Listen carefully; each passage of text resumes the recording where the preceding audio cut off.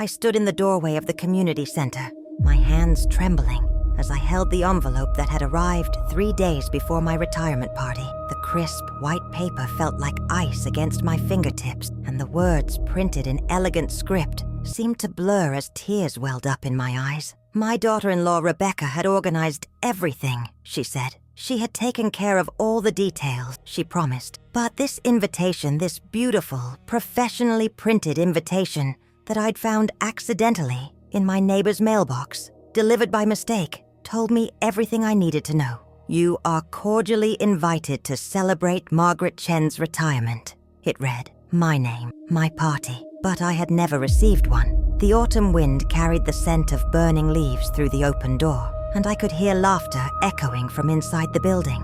My retirement party was happening right now, at this very moment, and I was standing outside like a stranger at my own celebration.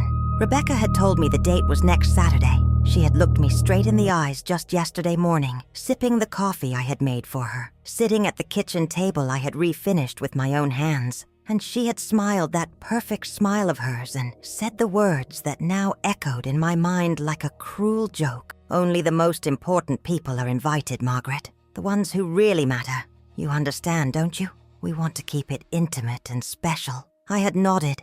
I had believed her. I had spent the entire week preparing a special dish to bring, thinking I was helping with the catering for next weekend.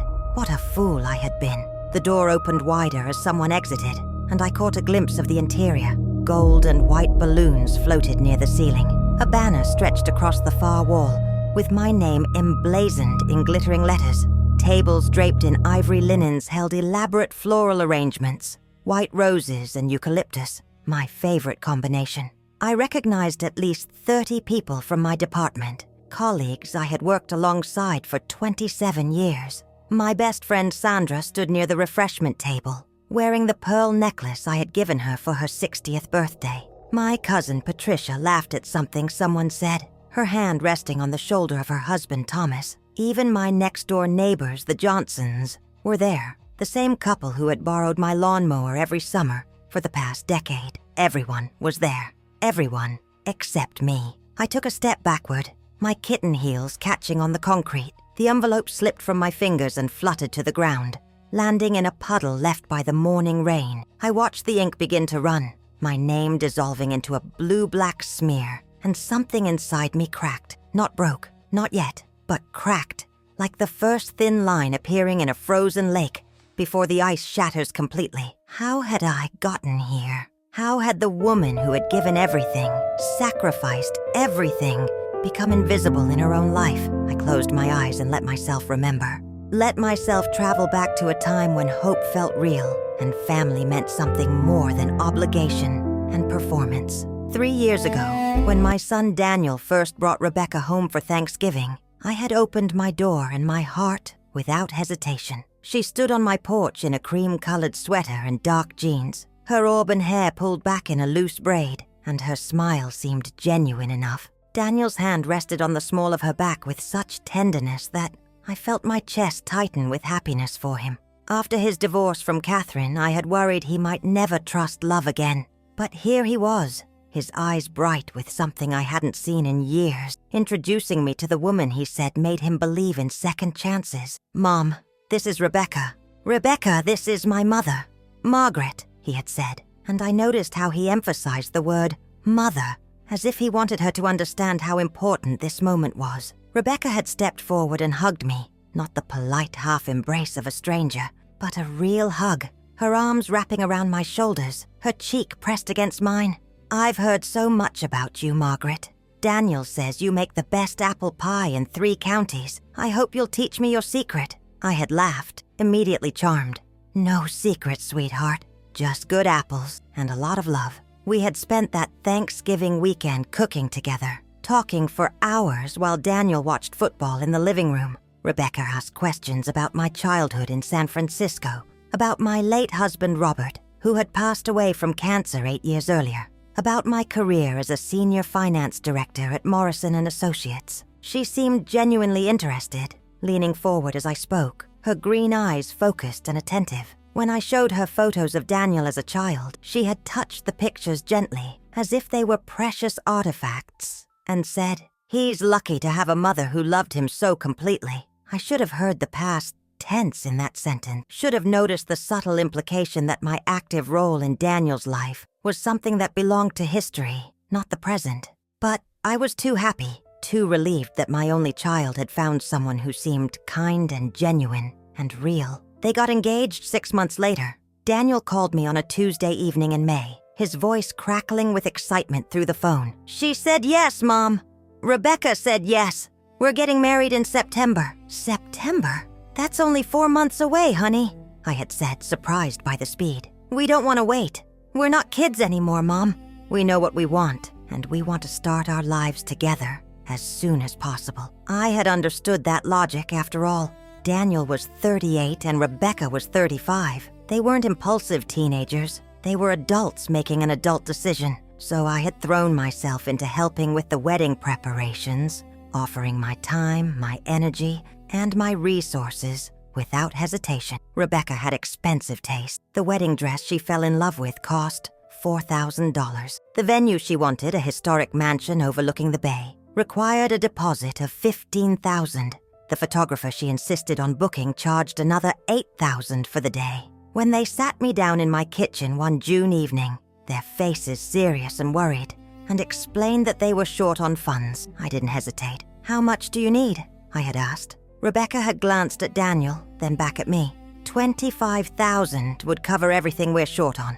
"But Margaret, we can't ask you to do that. It's too much." "You're not asking. I'm offering. Robert and I saved for years, and I've been waiting for the right moment to use some of that money. What better moment than my son's wedding to the woman he loves?"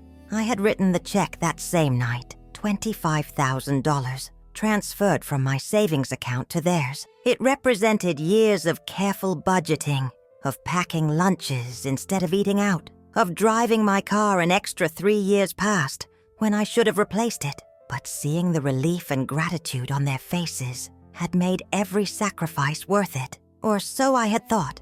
The wedding had been beautiful, exactly as Rebecca envisioned. White roses everywhere, strings of lights creating a canopy of stars above the outdoor ceremony space, a string quartet playing Pachelbel's canon as she walked down the aisle. I had sat in the front row wearing a navy dress I had bought on sale, watching my son's face as his bride approached, and I had cried tears of pure joy. During the reception, Rebecca had found me near the dessert table and hugged me tightly. "Thank you, Margaret. Thank you for everything. I promise you, I'll take such good care of Daniel. He'll never want for anything." "I know you will, sweetheart. Welcome to the family." That had been the high point, the moment when everything seemed perfect and full of promise. After that, things had shifted so gradually that I barely noticed the change at first. They moved into a small apartment downtown, claiming they wanted to save money for a house. I offered to help with the rent, at least for the first few months, and they accepted gratefully. $300 a month, transferred automatically from my account to theirs. It seemed like a small thing, a way to help them get established. Then came the holidays. Thanksgiving rolled around again, and I had assumed they would come to my house like always. But 2 days before the holiday, Rebecca called. "Margaret, I'm so sorry, but we're going to spend Thanksgiving with my family this year. They're really hurt that we spent last year with you, and Daniel thinks we should alternate to be fair." Fair. The word had stung, but I had swallowed my disappointment. Of course. That makes sense. Family is important. Christmas came and went with a similar arrangement. They spent Christmas Eve with her family, and Christmas morning opening presents in their apartment, alone. They invited me over for Christmas dinner at 4 in the afternoon, but by then all the magic of the day had faded. We ate the catered meal Rebecca had ordered, made small talk about the weather and work, and I had gone home by 7, my arms full of expensive gifts I didn't need, and my heart feeling strangely hollow. New Year's Eve, I had stayed home alone, watching the ball drop on television while fireworks exploded in the distance. Daniel had posted photos on social media of him and Rebecca at some glamorous party downtown. Champagne glasses raised, confetti in her hair, both of them laughing with a group of friends I didn't recognize. I had commented, "You both look wonderful. Happy New Year," and received a heart emoji in response. Valentine's Day approached, and I had remembered something Robert used to do. He would buy a single red rose for every year we had been married. And on our last Valentine's Day together, before the cancer took him, he had given me 32 roses. I had pressed one of those roses in a book, and it still sat on my nightstand, a dried and fragile reminder of love that lasted. I decided to start a tradition with Daniel and Rebecca. I bought them each a card and a small gift. Nothing extravagant, just tokens to show I was thinking of them. A nice bottle of wine for their dinner together, a box of gourmet chocolates, a framed photo of the three of us from the wedding. When I dropped by their apartment to deliver the gifts, Rebecca had answered the door in yoga pants and an oversized sweatshirt, her hair piled on top of her head. She looked surprised to see me. "Oh, Margaret. Hi, we weren't expecting you." "I know. I'm sorry for dropping by unannounced. I just wanted to bring you these for Valentine's Day." She had taken the bag from my hands, glanced inside, and offered a tight smile. "That's sweet. Thank you. Daniel's not here right now. He's at the gym." We stood in the doorway for an awkward moment. She didn't invite me in. "Well, I won't keep you. I hope you two have a lovely evening tonight. Actually, we're going to a concert. It's been planned for weeks, but thanks for the gift." The door had closed, and I walked back to my car feeling like I had done something wrong, though I couldn't identify what. I had replayed the interaction in my mind for days, trying to understand why a simple gesture of love had felt so unwelcome. Spring arrived, and with it came news that should have filled me with joy. Rebecca was pregnant. Daniel called me from the hospital parking lot, his voice shaking with emotion. "Mom, you're going to be a grandmother. We just saw the ultrasound. The baby's healthy and growing perfectly." I had cried on the phone, overcome with happiness, a grandchild. After losing Robert, after years of feeling my life shrinking smaller and smaller, here was this enormous gift, this promise of new life and new purpose. "I want to help," I had said immediately. "Whatever you need, I'm here." And I had meant it. Over the next few months, I had transformed the spare bedroom in my house into a nursery. I painted the walls a soft yellow, assembled a crib I bought on sale, stocked the closet with tiny clothes and blankets and stuffed animals. I wanted to be prepared for visits, for weekends when I could babysit, for holidays when my grandchild would stay overnight. Rebecca's baby shower had been held at her mother's house, a sprawling colonial in the suburbs. I had arrived with a car full of gifts, practical things like diapers and bottles and a top-rated stroller. Rebecca's mother, Diane, had greeted me at the door with a smile that didn't quite reach her eyes. "Margaret, how nice of you to come." The house was filled with Rebecca's friends and family, women I didn't know, conversations I couldn't join. I had sat in a corner chair, watched Rebecca open presents, and felt like an intruder at my own grandchild's celebration. When she unwrapped my gifts, she had smiled and said thank you, but her attention quickly moved to the next present, something elaborate and expensive from her sorority sisters. The baby arrived in late August. Olivia Rose, 7 pounds, 3 ounces, perfect in every way. I had rushed to the hospital as soon as Daniel called, my heart racing with anticipation. But when I arrived at the maternity ward, I found Rebecca's entire family crowded into the room. Her mother, her father, her 2 sisters, her grandmother, even some cousins. They surrounded the bed like a wall, and I could barely see Rebecca or the baby through the crowd of bodies. I had waited in the hallway for 2 hours, sitting in an uncomfortable plastic chair, watching other families come and go. Finally, Daniel emerged looking exhausted. "Mom, I'm sorry. Rebecca's really tired, and the nurses say we need to limit visitors. Why don't you come back tomorrow? You'll have more time with Olivia then." Tomorrow had come, and I returned with flowers and a teddy bear. Rebecca sat propped up in the hospital bed, the baby sleeping in her arms, her mother beside her, adjusting the blankets. "Margaret," Diane had said, her tone pleasant but firm. "We were just discussing feeding schedule. Rebecca wants to do this naturally, so we'll need to be respectful of her routine." I had nodded, not understanding why this comment was directed at me. I waited for Diane to leave, to give me a moment alone with my son and my grandchild. But she stayed planted in that chair like a sentinel. 20 minutes later, I left with barely a chance to hold Olivia, my arms aching with emptiness. The pattern continued. Every visit was supervised, scheduled, and limited. Rebecca needed her rest. The baby was sleeping. They were about to go out. Could I come back later? Different day?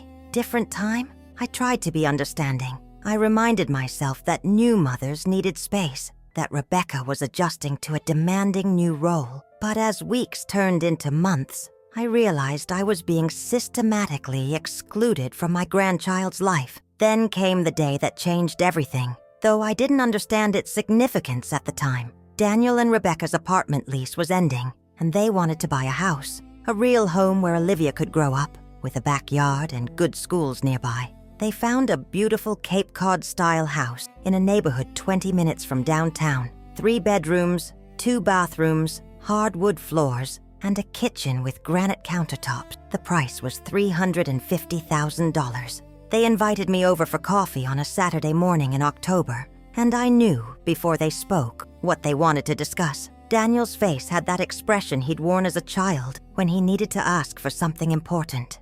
"Mom, we need to talk to you about something," he had started, his hands wrapped around his coffee mug. Rebecca had jumped in before he could continue. "Margaret, we found our dream house. It's perfect for Olivia, perfect for our family, but we're $20,000 short on the down payment." I had looked at my son's face, at the hope and anxiety written there.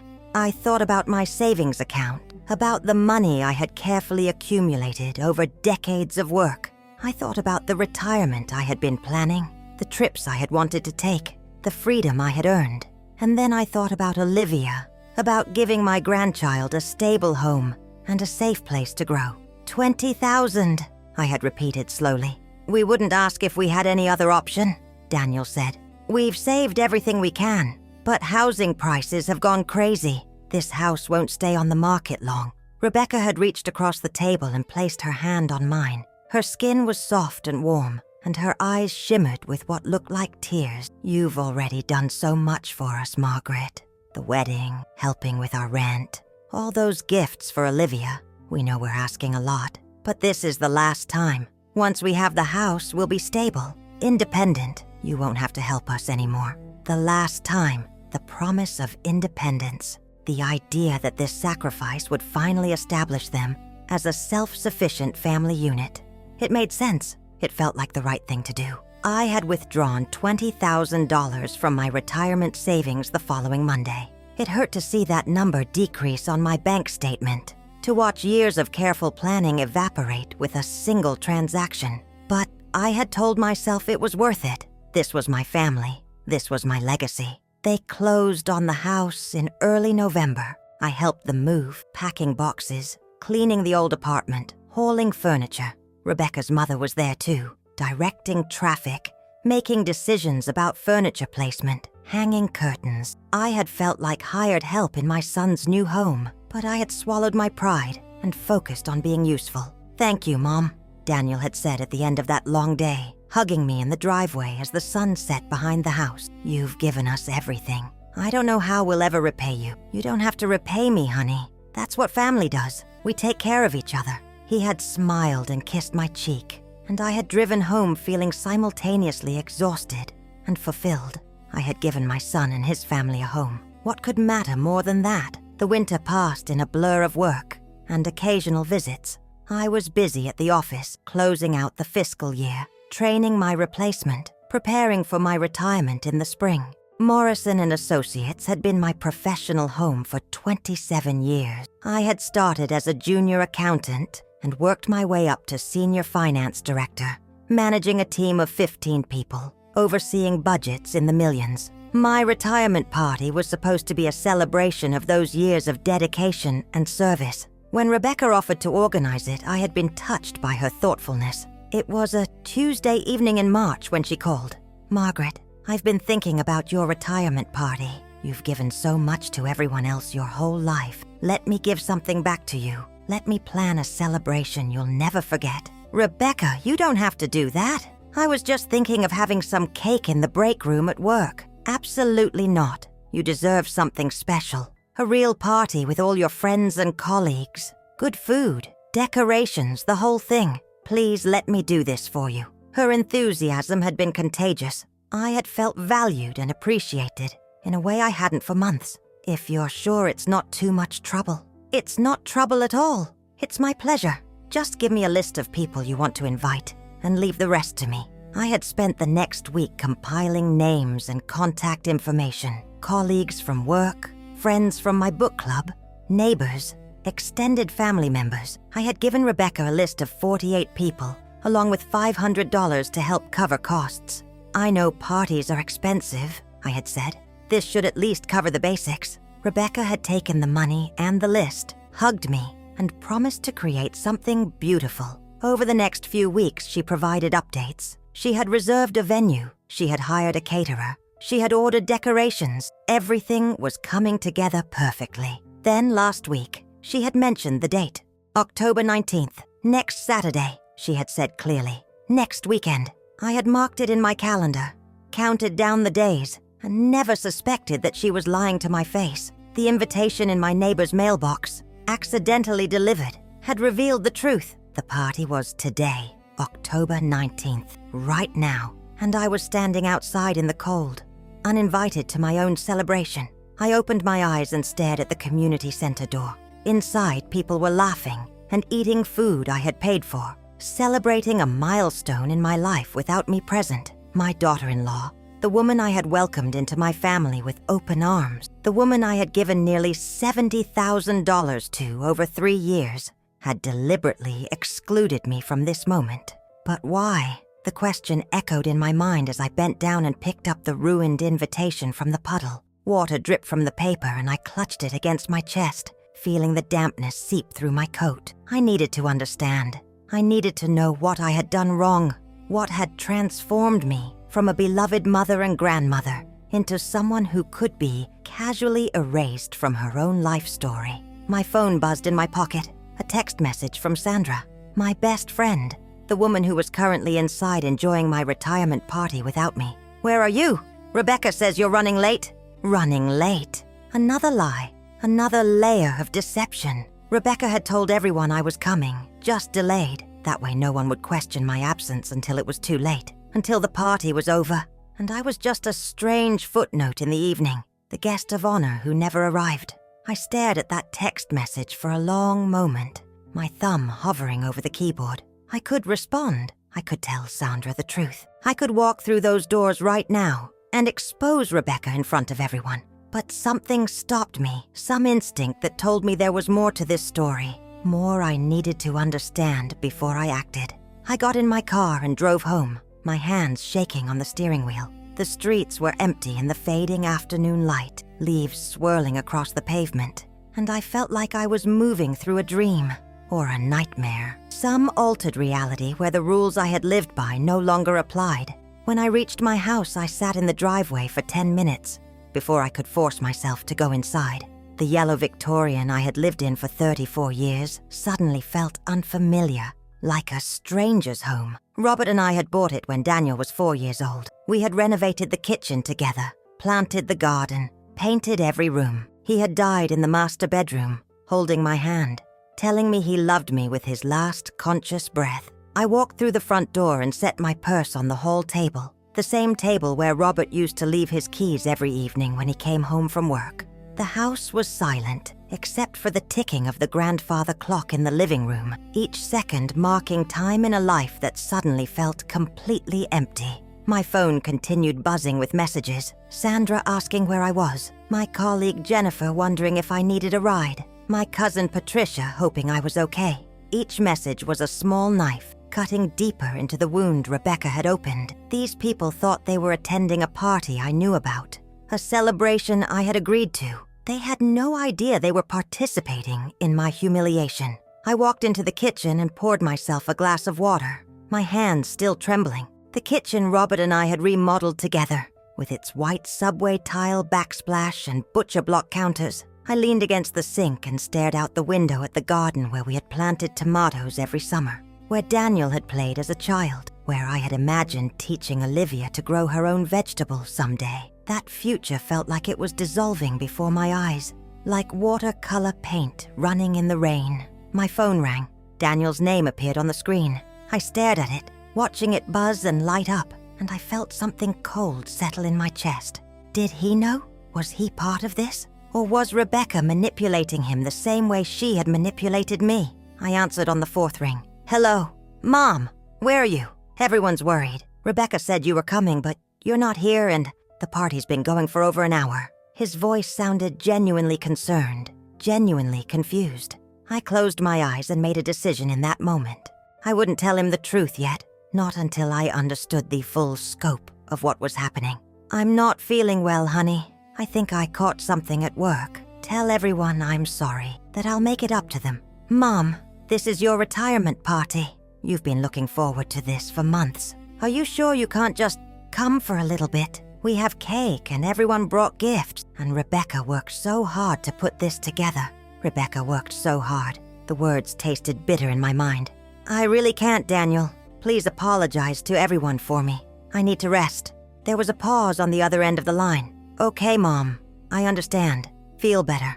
I'll bring you some cake later. Thank you, sweetheart. I hung up and set the phone on the counter, face down. I couldn't look at any more messages, any more reminders of what was happening without me. For a long time, I just stood there in my kitchen, trying to process what had happened.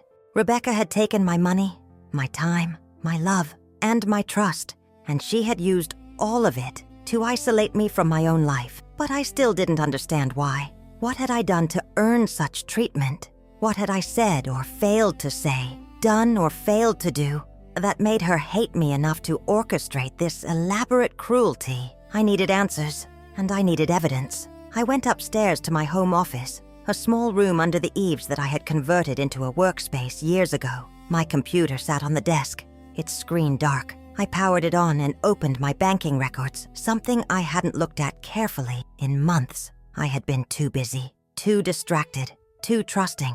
The numbers appeared on the screen, transaction after transaction, and I began to trace the money. $25,000 for the wedding, $300 a month for rent, continuing for 18 months, $20,000 for the house down payment, various smaller amounts for birthday gift, Christmas presents, baby supplies. I added it up carefully, double-checking my math, and the total made my stomach turn. $68,400. Over 3 years, I had given them $68,000. But that wasn't all. I scrolled further back, looking at my retirement account statements. The money I had planned to use for travel, for home repairs, for the comfortable retirement I had earned after nearly 3 decades of work. The balance was 60% lower than it should have been. All of those withdrawals, all of those transfers, all in the name of helping my family. I sat back in my chair and stared at the ceiling. Robert and I had saved that money together. We had dreamed about our golden years, about finally taking that trip to Europe we had always postponed, about spending time with our grandchildren, about enjoying the fruits of our labor. And I had depleted those savings, drained that shared dream, for a daughter-in-law who couldn't even invite me to my own retirement party. My phone buzzed again. Another text from Sandra. Margaret, everyone's asking about you. Should I tell them you're sick? I didn't respond. Instead, I opened my laptop and navigated to social media, something I rarely did but maintained an account for staying connected with old friends. I searched for Rebecca's profile and found it immediately. Her privacy settings were loose, her posts public, and I began scrolling through her recent activity. There, posted just 2 hours ago, was a photo from my retirement party.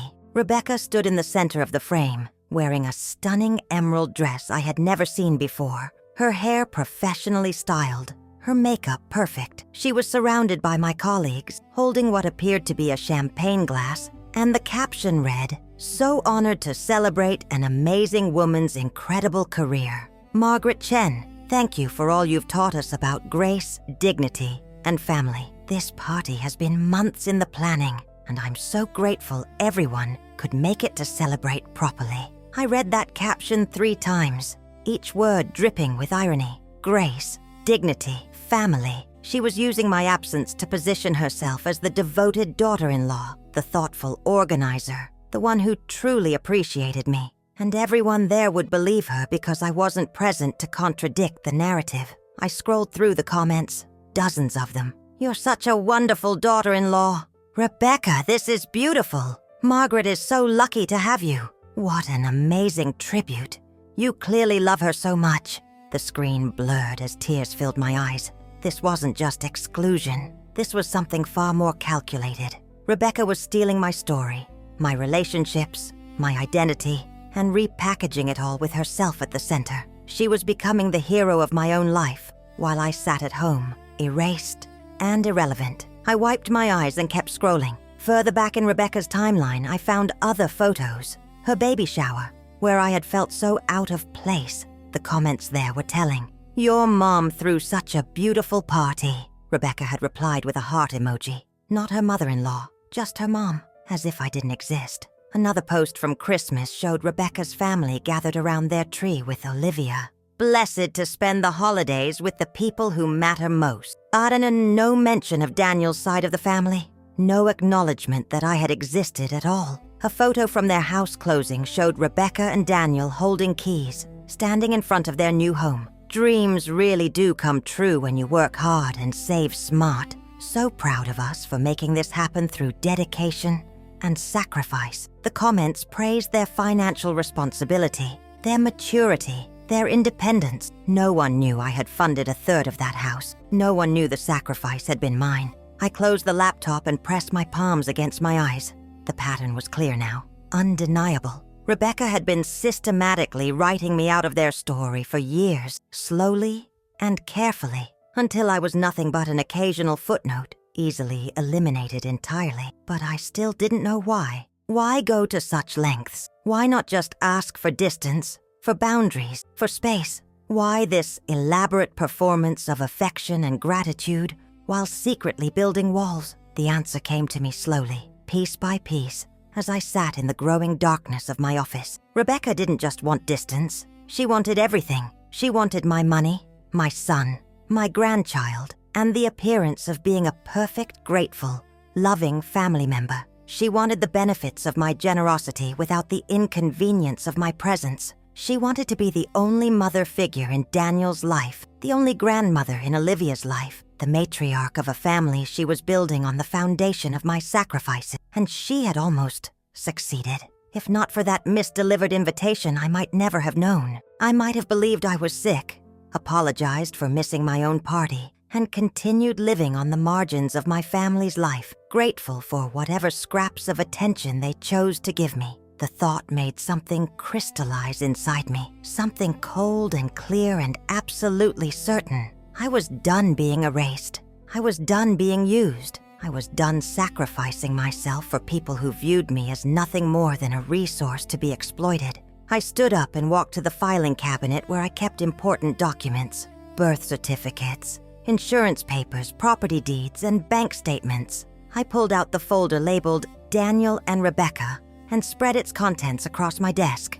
The wedding check, with both their signatures on the deposit slip, the rent payment receipts, the signed agreement about the house down payment, where they had promised in writing to pay me back within 5 years. 5 years. It had seemed like such a reasonable time frame when they proposed it. Now it looked like what it was, a way to keep me invested, keep me hoping, keep me giving. I photographed every document with my phone, creating a digital record. Then I opened my laptop again and began drafting an email to my lawyer, Martin Henderson, a man I had worked with for over a decade on various estate planning matters. "Martin, I need to schedule a meeting as soon as possible. I have a family matter that requires legal advice regarding loans and financial recovery. Can you see me Monday morning?"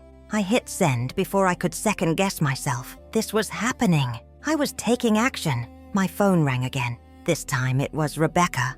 I stared at her name on the screen, feeling a surge of anger so intense it made my hands shake. But I answered, keeping my voice steady and weak. "Hello? Margaret?" Her voice was bright, cheerful, with an undertone of something I now recognized as performative concern. "Daniel told me you're not feeling well. I'm so sorry you're missing the party. Everyone's so disappointed. We wanted to celebrate you properly." The lies flowed so easily from her mouth. I closed my eyes and counted to 3 before responding.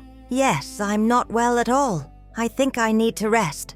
Of course. You take care of yourself. Don't worry about anything here. I'll make sure everyone knows you wanted to be here but couldn't.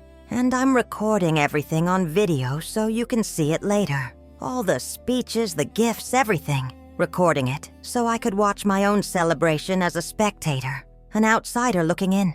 That's very thoughtful of you, Rebecca. It's the least I can do after everything you've done for us, Margaret.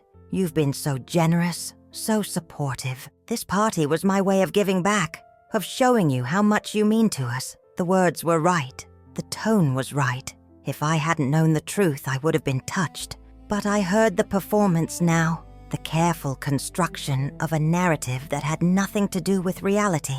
I appreciate that, I said quietly. Get some rest, okay? Daniel and I will stop by tomorrow with cake and presents. You shouldn't miss out on everything just because you're under the weather. She hung up and I set the phone down carefully, as if it might explode in my hand. Tomorrow. She would come to my house tomorrow, probably with Daniel and Olivia, and she would perform concern and love and gratitude, and I would have to decide whether to confront her or to keep playing along while I gathered more information and formulated a plan. I chose the latter because I had learned something important about Rebecca. She was a performer, a strategist, someone who planned carefully and executed precisely. If I confronted her before I was ready, she would find a way to twist the narrative, to make me the villain, to convince Daniel that I was unreasonable or unstable or confused. I needed to be smarter than that. I needed to be strategic too. The rest of that evening passed in a blur of research and planning. I went through my financial records systematically, documenting every penny I had given them. I screenshotted social media posts, saved emails, created a timeline of events. By midnight, I had assembled a comprehensive record of 3 years of manipulation and exploitation. But documentation wasn't enough. I needed to understand Rebecca's endgame. What was her ultimate goal? Where was this headed? The answer came in an unexpected place. I was scrolling through old emails, looking for something Rebecca had sent about the house, when I found a message from 8 months ago that I had completely forgotten about. It was a forward from Daniel, sent late at night, probably by accident. The email chain was between Daniel and Rebecca, discussing their plans for the future. I read it slowly, my heart sinking with each line. Rebecca, your mother is getting older, Daniel. We need to think about what happens when she can't live independently anymore. That house of hers is worth at least $500,000 in this market, Daniel. Mom's only 62. She's got decades ahead of her. Rebecca, maybe, but we should position ourselves now. Keep the relationship strong. Make sure we're her primary support system. When the time comes, it makes sense for her to move in with us or into a facility, and we can sell her house to cover costs. That money could pay for Olivia's college, help us expand our business, secure our future. Daniel, I don't know. That feels wrong, like we're planning for her decline. Rebecca, we're being practical, honey. Your mother has no one else. No siblings, no other children. Who else is going to take care of her estate when she's gone? We're just making sure we're prepared, Daniel. I guess you're right. You're always thinking ahead. Rebecca, that's why we're such a good team. I read that exchange 5 times, each pass making me feel sicker. My house, my home that Robert and I had built together, where I had raised my son, where I had planned to live out my remaining years. Rebecca was already calculating its value, already planning how to convert my life into liquid assets. And Daniel, my sweet, trusting Daniel, he had expressed doubt, but he had been swayed by her logic, her framing of exploitation as preparation. I sat in the darkness of my office, listening to the old house settle around me, and I made a decision. I wasn't going to wait for them to push me out of my home. I wasn't going to become a burden they had to manage or a problem they needed to solve. I was going to take control of my own life, my own future, and my own story. Monday morning, I walked into Martin Henderson's office wearing my best navy suit and carrying a folder full of documentation. Martin was in his late 50s, with silver hair and kind eyes behind wire-rimmed glasses. He had helped Robert and me draft our wills, had managed the estate after Robert's death, and had always given me sound, practical advice. Margaret, come in. Your email sounded urgent. I sat across from his desk and laid out everything. The money I had given Daniel and Rebecca, the signed agreement about repayment, the email discussing my house, the systematic exclusion from family events, the retirement party I wasn't invited to. Martin listened without interrupting, taking notes. his expression growing more serious with each revelation. When I finished, he sat back in his chair and was quiet for a moment. "Margaret, I'm going to be direct with you. You have legal grounds to demand repayment of the house down payment, as that was documented as a loan with agreed-upon terms. The other money, the wedding contribution and rent assistance, that's trickier because it could be argued those were gifts. I understand. But what concerns me more is the long-term planning they're doing around your assets. That email suggests they view you as a financial resource to be managed rather than a family member to be loved. And that puts you in a vulnerable position as you age. What do you recommend?" Martin pulled out a legal pad and began writing. "First, we protect your assets. I want you to establish a trust immediately. Your house, your remaining savings, everything goes into a protected structure that they can't access or manipulate. Second, we send a formal letter demanding repayment of the $20,000 loan according to the terms they signed. Third, we update your will and your power of attorney designations. I had Daniel listed as my power of attorney if I became incapacitated. We're changing that today. I'll serve as your attorney in fact, or we can designate someone else you trust. But it cannot be Daniel as long as he's married to Rebecca. She would use that authority to do exactly what her email suggests. Sell your house and control your assets under the guise of caring for you." The reality of what Martin was describing made my chest tight. This wasn't just about money or hurt feelings. This was about protecting myself from people who saw me as a means to an end. "Do it," I said. "All of it." We spent the next 3 hours going through legal documents, signing papers, establishing trusts. Martin worked quickly and efficiently, explaining each step. The trust protects your house from being taken or sold without your explicit consent. Even if you become incapacitated, your savings are protected. When you pass away, everything is distributed according to your wishes, not theirs. "I want to leave something for Olivia," I said quietly. "A college fund, managed by an independent trustee until she turns 21. But nothing for Daniel and Rebecca." Martin nodded. "That's your right, and it's wise. This ensures Olivia benefits from your generosity without her parents being able to access or misuse those funds." By the time I left Martin's office, I felt simultaneously lighter and heavier. Lighter because I had taken action, protected myself, reclaimed some control. Heavier because I was acknowledging that my relationship with my son was built on a foundation of manipulation and lies. That evening, just as Rebecca had promised, they came to my house. Daniel, Rebecca, and Olivia. I watched through the window as they pulled into my driveway. Rebecca carrying a large gift bag, Daniel holding Olivia, who was bundled in a pink coat. I opened the door before they could knock, painting a smile on my face. "There's my family," I said, the words tasting like ash. Rebecca hugged me, and I let her, feeling the warmth of her body against mine and knowing it meant nothing. "How are you feeling, Margaret? Better?"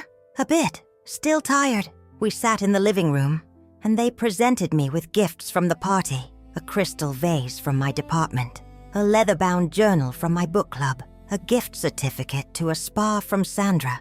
Each item came with a story about who had brought it, what they had said about me, how disappointed everyone had been that I couldn't make it. Rebecca narrated it all with enthusiasm, making herself the center of every story. And when Jennifer gave her speech about how you mentored her, I just started crying. I told everyone, that's the Margaret we know and love, always lifting others up. Daniel smiled at his wife adoringly. Everyone said it was the best retirement party they'd ever been to. Rebecca really outdid herself. I watched them, these two people I had loved and supported and sacrificed for, performing their version of reality in my living room, and I played my part too, smiling and thanking them, and admiring the photos Rebecca showed me on her phone. But inside I was counting the days until Martin's letter arrived demanding repayment, counting the ways I had been betrayed, counting the cost of my misplaced trust. They left after an hour, and I closed the door behind them, locking it firmly. Then I walked upstairs to Robert's study, a room I had preserved exactly as he left it, and I sat in his chair and cried, not soft tears, but deep, wrenching sobs that came from a place of profound grief. I was mourning the family I thought I had, The daughter-in-law I thought I knew. The future I thought we were building together. All of it was fiction. A story I had told myself because the truth was too painful to acknowledge. But I was done with fiction. I was done with pretending. I was done being written out of my own life. The letter from Martin arrived at Daniel and Rebecca's house on Wednesday. I knew because Daniel called me that afternoon, his voice tight with confusion and anger. "Mom, we got a letter from your lawyer about the $20,000 we borrowed for the house. It says we have 30 days to begin repayment or you'll pursue legal action. What's going on?" I had prepared for this call. I had rehearsed what I would say. "It's exactly what the letter states, Daniel. You and Rebecca signed an agreement promising to repay that loan within 5 years. It's been over a year and you haven't made a single payment. I'm simply enforcing the terms we all agreed to." "But Mom, you said that money was to help us. You wanted us to have a house." "I did help you.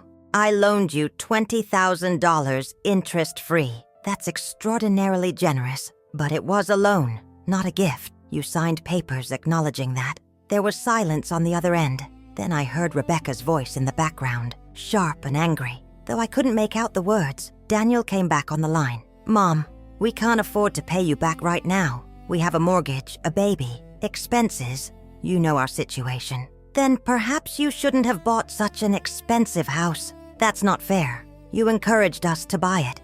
You said it was a good investment. I encouraged you to buy a house you could afford. I didn't encourage you to overextend yourselves financially and then expect me to absorb the consequences." More background noise. Rebecca's voice was getting louder. "Can we talk about this in person?"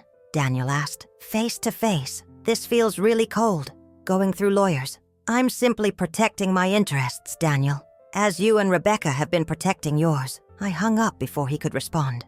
My hands were shaking, but I felt stronger than I had in months, maybe years. The next morning, Rebecca called. Her voice was different now, lacking the warmth and sweetness I had become accustomed to. This was her real voice, cold and calculating. "Margaret, we need to discuss this situation reasonably. That money was a gift. Everyone knows it was a gift. We have witnesses who heard you say you wanted to help us. And I did help you with a loan. A loan you agreed to repay. You're being vindictive. This is about the party, isn't it? You're upset you missed your retirement party and now you're punishing us." The accusation was so absurd, so perfectly inverted from reality, that I actually laughed. "I didn't miss my retirement party, Rebecca. I was excluded from it. You deliberately gave me the wrong date." There was a pause, a long, calculated pause. Then her voice came back, smooth and concerned. "Margaret, I think you're confused. I told you October 19th. I specifically said October 19th. Do you have that written down somewhere? Because I'm looking at my texts and emails and I clearly stated the 19th. She was gaslighting me, trying to make me doubt my own memory, my own reality. I found the invitation, Rebecca, the one that was delivered to my neighbor's house by mistake. It had the correct date. It was for last Saturday. I stood outside that party and watched through the windows. Another pause, shorter this time. When she spoke again, her voice had shifted yet again, becoming soft and apologetic. "Margaret, if there was some confusion about the date, I'm so sorry. That wasn't intentional. Maybe I misspoke or you misunderstood. But to go after us legally over an honest mistake, that seems extreme. This isn't about the party. This is about a pattern of behavior that I've finally recognized. The exclusion, the manipulation, the way you've systematically pushed me out of my son's life while taking my money. That's not true. We love you. Daniel loves you. You're Olivia's grandmother. Then prove it. Pay back the loan according to the terms you agreed to. Be honest about what's happening here." Rebecca's voice turned icy. "You're making a terrible mistake, Margaret. You're destroying your relationship with your only child over money. Is that really what you want? To lose your son because you're being petty and vindictive? I'm not the one who's destroying anything, Rebecca. I'm just refusing to be destroyed." I hung up, and this time my hands weren't shaking. I felt clear and focused, and absolutely certain I was doing the right thing. Over the next week, the pressure increased.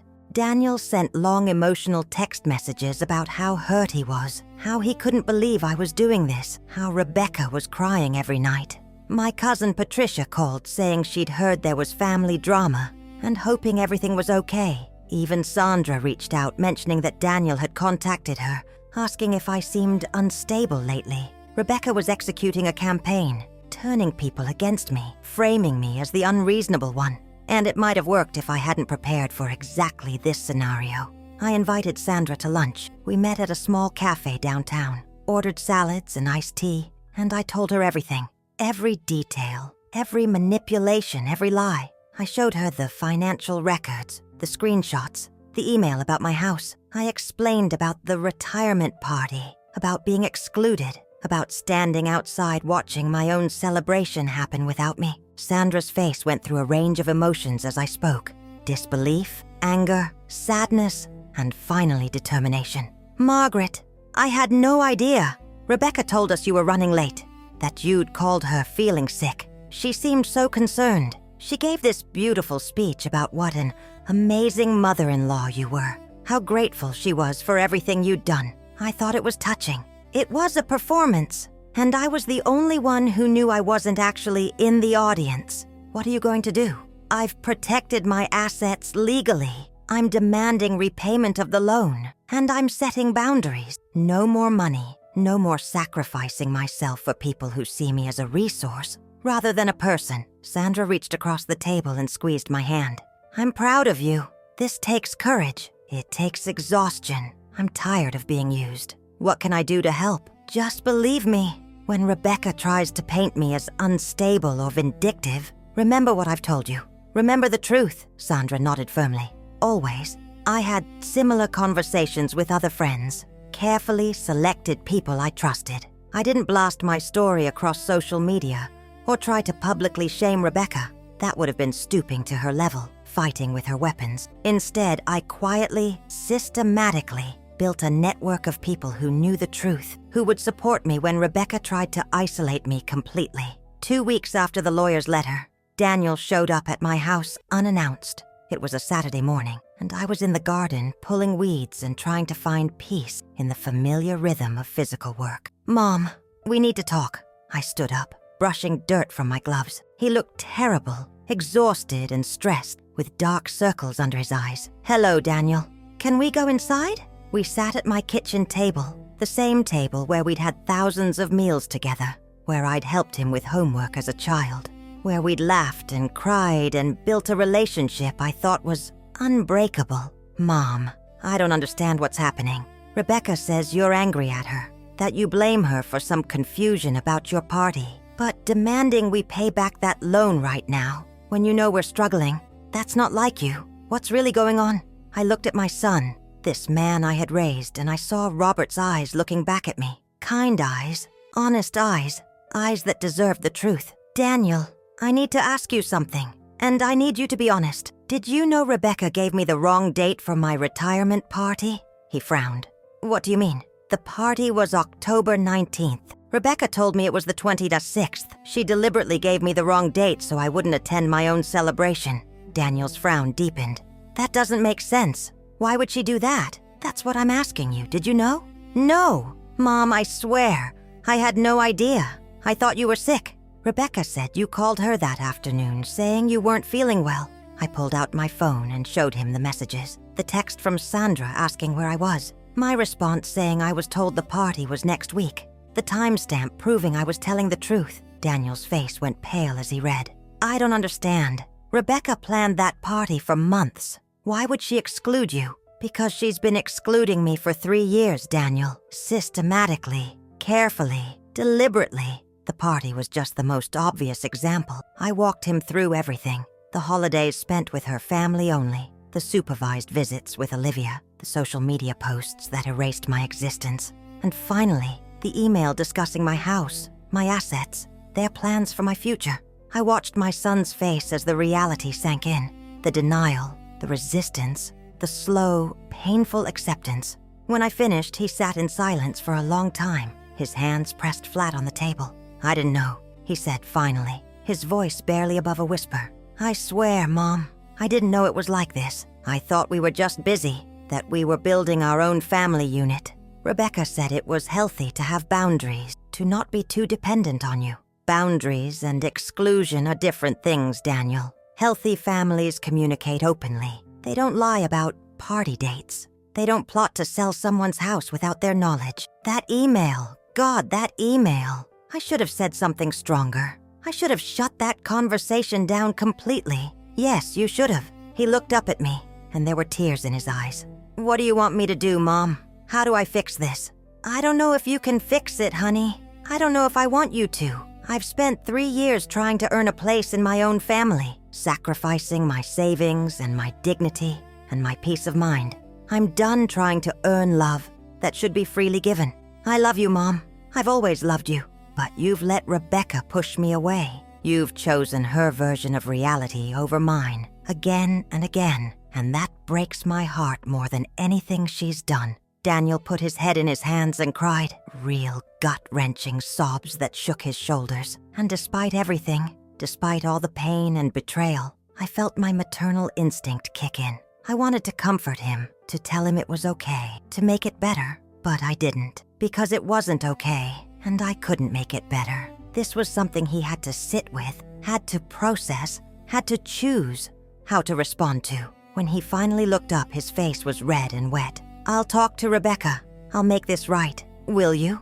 Because from what I've seen, Daniel, Rebecca is very good at making you believe whatever she wants you to believe. She'll explain away the party as a misunderstanding. She'll say that email was taken out of context. She'll cry and tell you I'm trying to turn you against her. And you'll believe her because it's easier than facing the truth. That's not fair. Fair? You want to talk about fair? I gave you and Rebecca nearly $70,000. I helped you build your life, supported your dreams, loved you unconditionally. And in return, I was systematically erased from your family, lied to, manipulated, and excluded. Don't talk to me about what's fair. Daniel stood up abruptly, his chair scraping against the floor. I need time to process this. I need to think. Take all the time you need. But understand something, Daniel. I'm not waiting anymore. I'm not sacrificing anymore. I'm not hoping for scraps of affection or acceptance. I've hired a lawyer, protected my assets, and set boundaries. Whether you choose to respect those boundaries is up to you. He left without another word, and I sat alone in my kitchen, feeling the weight of what had just happened. I had told my son the truth, shown him the evidence, forced him to see what he'd been avoiding for years, and now he had a choice to make. A choice between his mother and his wife, between reality and comfortable fiction, between doing what was right and doing what was easy. I didn't know which he would choose, but I knew I had done everything I could. 3 days later, on a Tuesday evening, my doorbell rang. I opened it to find Rebecca standing on my porch, alone. Her makeup was perfect, her outfit expensive, but her eyes were hard. "We need to talk," she said. I stepped aside and let her in, leading her to the living room. We sat across from each other like opposing generals negotiating a ceasefire. "Daniel told me about your conversation," Rebecca began.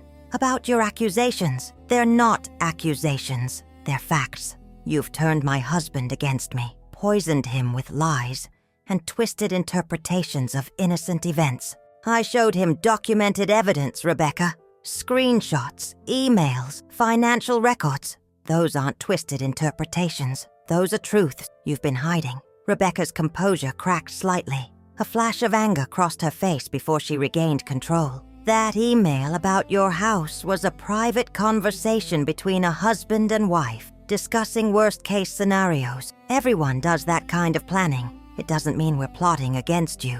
Combined with everything else, it reveals a pattern of viewing me as an asset to be managed rather than a person to be loved.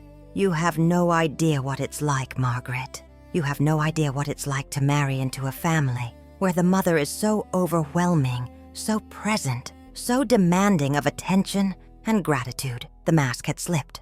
This was the real Rebecca, the one who had been hiding behind sweet smiles and grateful hugs. "I was never demanding, Rebecca. I was available. There's a difference. You were suffocating. Every holiday, every birthday, every milestone, you were there with your expectations and your gifts and your needs. Daniel and I couldn't build our own family because you were always in the way. So you decided to push me out completely, to take my money but refuse my presence, to exclude me from my own grandson's life while posting on social media about how wonderful I am. I gave you credit. I thanked you publicly for things I didn't even attend. You created a fiction where you're the devoted daughter-in-law and I'm the beloved matriarch, all while ensuring I had no actual place in your lives. Rebecca stood up, pacing the room like a caged animal. Fine. You want the truth? Here it is. Yes, I planned the party without you. Yes, I gave you the wrong date. Because for once I wanted one event to be about our family, our friends, our community, without you making it about yourself. It was my retirement party. It was a celebration Daniel and I organized. We invited our friends, our colleagues, people we know. You would have shown up and made it all about you, about how much you've sacrificed, about how generous you've been. I'm sick of being reminded of your money, your help, your constant martyrdom. The room fell silent. We stared at each other, all pretense gone, all masks removed. So you admit it, I said quietly. You admit you deliberately excluded me. Rebecca's jaw tightened. Yes, I excluded you, and I'd do it again. You needed to understand that you don't control our lives anymore. Your money doesn't buy you access. Your sacrifices don't purchase our loyalty. I never wanted to control you, Rebecca. I wanted to love you. I wanted to be part of your family. On your terms. Always on your terms. On basic human terms. With honesty, respect, and inclusion. Things you've denied me for 3 years while taking my money and my support. Rebecca grabbed her purse from the couch. Fine. You want your $20,000? You'll get it. We'll sell things, take out loans, whatever we have to do, and then we'll be done. No more obligations, no more guilt, no more pretending to be grateful for your conditional love. My love was never conditional, but my financial support is over. That much you're right about. She walked to the door, then turned back. You're going to lose your son over this, Margaret. Daniel will have to choose, and he'll choose his wife and his child. That's how it works, and you'll spend the rest of your life alone, wondering if your pride was worth the price. I'm not alone, Rebecca. I have friends, colleagues, a community that values me, and my pride, as you call it, is actually self-respect. Something I lost for a while, but I've finally found again. She slammed the door on her way out, and I sat in the sudden silence, my heart pounding. The confrontation I had been avoiding, fearing, dreading, had finally happened, and I had survived it. More than survived it. I had stood my ground. Over the next month, things unfolded exactly as I had expected. Daniel and Rebecca hired their own lawyer and began negotiating repayment terms. They couldn't afford the full $20,000 immediately, so we agreed on monthly payments over 2 years, with interest. It was business, cold and transactional, and it broke my heart that this was what my relationship with my son had become. But I didn't back down. Every payment that came through was a reminder that I had value, that my support had been real and substantial, that I wouldn't be erased or dismissed. I saw Olivia once during those weeks, a chance encounter at the grocery store. Rebecca was pushing the cart, the baby bundled in the seat, and when our eyes met across the produce section, Rebecca quickly turned and walked in the opposite direction. I watched my granddaughter disappear around the corner, a child who would grow up not knowing me, and I let myself grieve that loss. But I didn't chase them. I didn't beg for access. I had learned that love offered conditionally wasn't love at all. My friends rallied around me. Sandra organized a proper retirement celebration, a small gathering at her house with people who genuinely cared about me. We ate good food, shared stories from work, laughed about old memories. It wasn't the elaborate party Rebecca had thrown in my name without my presence. It was better. It was real. I started planning the life I wanted, not the life I thought I should have. The trips Robert and I had dreamed about, the volunteer work I had always put off, the hobbies I had sacrificed for the sake of being available to family who didn't want my availability. I booked a trip to Italy for the spring. I signed up for a watercolor painting class. I joined a women's investment group and started learning how to make my remaining savings work for me instead of for people who took them for granted. And slowly, painfully, I began to rebuild my sense of self, not as Daniel's mother, not as Olivia's grandmother, not as Rebecca's victim, but as Margaret Chen, a woman with value and purpose and dignity. 4 months after the confrontation with Rebecca, Daniel called. His voice was different, quieter, older. "Mom, can we meet for coffee?" We met at a neutral location, a cafe neither of us had history with. He looked exhausted, thinner than I remembered, with new lines around his eyes. "How are you?" I asked. Honest answer? Not great. Rebecca and I have been in counseling. Things between us are strained. "I'm sorry to hear that. Are you? After everything that's happened?" I considered his question carefully. "I'm sorry you're in pain, Daniel. I'm sorry your marriage is struggling. But I'm not sorry for setting boundaries or demanding respect." He nodded slowly. "The therapist has been helpful. She's helped me see some patterns I missed.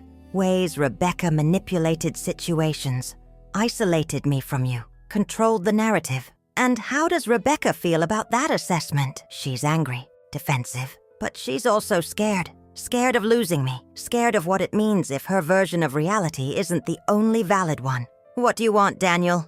Why did you ask me here?" He met my eyes and I saw something I hadn't seen in years. Clarity. "I want to apologize. Really apologize. Not just say the words, but understand what I'm apologizing for. I let you down, Mom. I chose the easy path over the right path. I let Rebecca exclude you because it was simpler than confronting her. I benefited from your generosity while allowing you to be erased from our lives. And that was wrong, profoundly wrong." Tears stung my eyes, but I blinked them back. "Thank you for saying that. I don't expect you to forgive me right away. I don't expect things to go back to how they were. But I want to try to build something real between us. No more pretending. No more avoiding difficult conversations. Just honesty, even when it's hard. That's all I ever wanted, honey. Honesty and respect." We talked for 2 hours. Really talked. In a way we hadn't in years. He told me about the therapy sessions, about confronting Rebecca with the evidence I had shown him, about her eventual reluctant admission that she had deliberately pushed me out. He told me about his own complicity, his willingness to accept comfortable lies rather than face uncomfortable truth. And I told him about the pain I had experienced, the loneliness of being excluded, the betrayal of discovering I had funded my own erasure. But I also told him about the strength I had found, the life I was building, the peace that came from self-respect. "I want Olivia to know you," he said as we were preparing to leave. "Really know you, not as some distant figure but as her grandmother. But that can't happen until Rebecca and I work through our issues. Take the time you need. I'm not going anywhere. But I'm also not waiting by the phone hoping for scraps of attention. If you want me in your life, in Olivia's life, it has to be real and mutual and consistent." "I understand." He hugged me before we parted. A real hug. And I let myself lean into it for a moment. My son, my complicated, flawed, beloved son. He had made terrible choices, but he was trying to do better. And that was something. Over the following months, Daniel and I built a new relationship, slowly, carefully, with clear boundaries and honest communication. Sometimes it was awkward. Sometimes old wounds surfaced and we had to work through them. But it was real in a way our relationship hadn't been in years. Rebecca and I remained distant. She made the loan payments on time, every month, without commentary. We didn't speak unless necessary. I didn't push for access to Olivia, and she didn't offer it. It was a cold peace, but it was honest. I heard through Sandra that Rebecca's image had taken a hit in certain circles. Some of the people at my retirement party had figured out what happened, had realized I wasn't sick but excluded. The story spread quietly, and while Rebecca still had her supporters, she also had people who questioned her character and her motives. But I didn't gloat. I didn't spread rumors or try to damage her further. I simply lived my life openly and honestly, and let my actions speak for themselves. A year after that terrible October day when I stood outside my own party, I hosted Thanksgiving at my house. Not a large gathering, just Sandra and her family, my cousin Patricia and her husband, a few friends from work. Daniel came too, without Rebecca, bringing Olivia, who was now 2 years old and full of personality. I watched my granddaughter toddle around my living room, touching decorations, laughing at the cat, and my heart felt full in a way it hadn't in years. This wasn't the fantasy I had imagined, the perfect extended family gathered around my table. But it was real, it was honest, and it was enough. After dinner, after the guests had left and the dishes were done, Daniel and I sat on the porch, watching the sunset. Olivia was asleep in the guest room, her small body curled up in the crib I had bought years ago and finally gotten to use. Thank you for today, Mom, for including us. You're my son, Daniel. You're always welcome here. You know that. Things with Rebecca are better. Not perfect, but better. She's starting to understand what she did, how she hurt you. It's slow, but she's working on it. That's between you and her, honey. I'm glad you're working things out. She asked me to tell you she's sorry. She's not ready to say it in person yet, but she wanted you to know. I nodded, letting that sink in. An apology delivered secondhand wasn't the same as one offered directly, but it was a start. Maybe someday Rebecca and I would be able to sit down and have an honest conversation. Maybe someday we could build some kind of relationship based on mutual respect, rather than manipulation. Or maybe not, and I was okay with that too. The trip to Italy you posted about looked amazing, Daniel said, changing the subject. It was everything Robert and I dreamed it would be. I spent 2 weeks just wandering through museums and cafes, eating incredible food, soaking in the beauty. I felt more alive than I have in years. I'm glad, Mom. You deserve that. I do. And it took me too long to believe it. We sat in comfortable silence as the sky turned from gold to purple to deep blue. Somewhere in the distance, I heard children laughing, the sound carrying on the evening breeze. Life continuing, moving forward, full of possibility. I thought about everything that had happened, everything I had learned, about the price of unconditional giving, about the importance of boundaries, about the difference between being generous and being used, about the strength required to stand up for yourself, even when it costs you relationships you desperately wanted to keep. I had lost things. The fantasy of a perfect family, the illusion of being needed, the comfortable lie that sacrificing yourself for others would earn their love and loyalty. But I had gained more: self-respect, authentic relationships, freedom to live according to my own values rather than someone else's manipulation, the knowledge that I could survive betrayal and come out stronger. And maybe that was the real lesson. Not that love requires sacrifice, but that real love doesn't demand you sacrifice yourself completely. Real love values you as a person, not just as a resource. Real love includes you, doesn't erase you. Real love is built on honesty, not performance. I was 63 years old, and I had finally learned what I deserved. It had taken losing almost everything to figure it out, but I had figured it out. And that knowledge was worth more than any amount of money I had given away, any party I had missed, any illusion I had lost. The future stretched ahead of me, uncertain, but mine. My house was protected, my assets were secure, my relationships were honest, and I was free to travel, to create, to love on my own terms, free to say no, to set boundaries, to expect reciprocity, free to be Margaret Chen, not just someone's mother or grandmother or convenient source of funds. As the stars began to appear overhead, I made myself a promise. I would never again sacrifice my dignity for the illusion of family. I would never again confuse being used with being loved. I would never again let someone write me out of my own story. I had learned the hard way that you teach people how to treat you.